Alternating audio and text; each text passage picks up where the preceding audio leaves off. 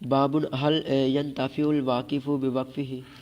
اچھا، کیا وقف کرنے والا اپنے وقف کردہ مال سے خود بھی نفع حاصل کر سکتا ہے؟ وقد اشترط عمر.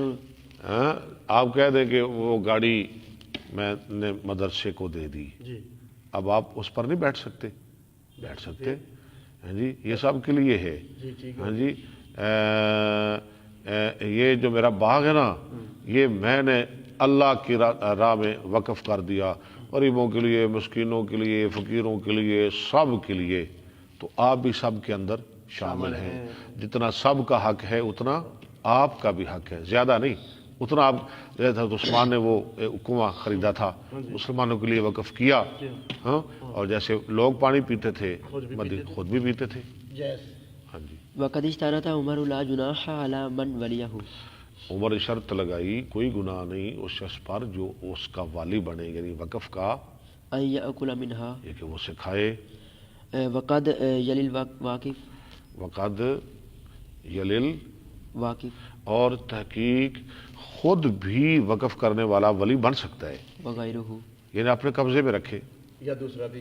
ہاں دوسرا بھی خود بھی رکھ سکتا ہے.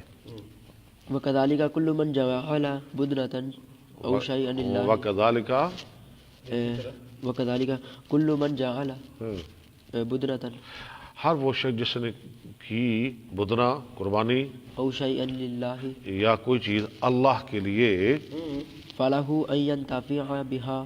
اس کے لیے ہے کہ وہ نفع اٹھائے ساتھ اس کے، کما ینتفع بہ. جیسے دوسرے لوگ نفع اٹھاتے ہیں. قربانی کا گوشت ہے، ٹھیک ہے، لوگ کھائیں گے، یہ بھی کھا لے.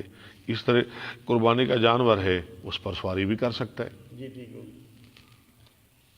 وَإِن لَمْ يَشْتَرِطْ. اگرچہ وہ شرط نہ بھی لگائے. حدثنا قتيبة حدثنا ابو عوانة عن قتادة عن انس ان النبي صلی اللہ علیہ وسلم رأى رجلا. حدیث آ گئی، نبی صلی اللہ علیہ وسلم نے دیکھا ایک آدمی کو يسوق بدنة جو ہانک رہا تھا اپنی قربانی. فقال له اركبها. آپ فرمایا اس پہ سوار ہو جا. فقال یا رسول اللہ انها بدنة. اس نے کہا اللہ کے رسول یہ تو قربانی کا جانور ہے. فقال في الثالثة آپ او الرابعة. تیسری یا چوتھی دفعہ فرمایا تیرا ناس ہو، اس پہ سوار ہو جا. اركبها ويلك ہاں ویلکا او ويحك. او ویحکا. حدثنا اسماعیل حدثني مالك عن ابي الزناد عن الاعرج عن ابي هريره ان رسول الله صلى الله عليه وسلم راى رجلا يسوق بدنة فقال اركبها. قال يا رسول الله انها بدنة. قال اركبها ويلك في الثالثة او في الثالثة.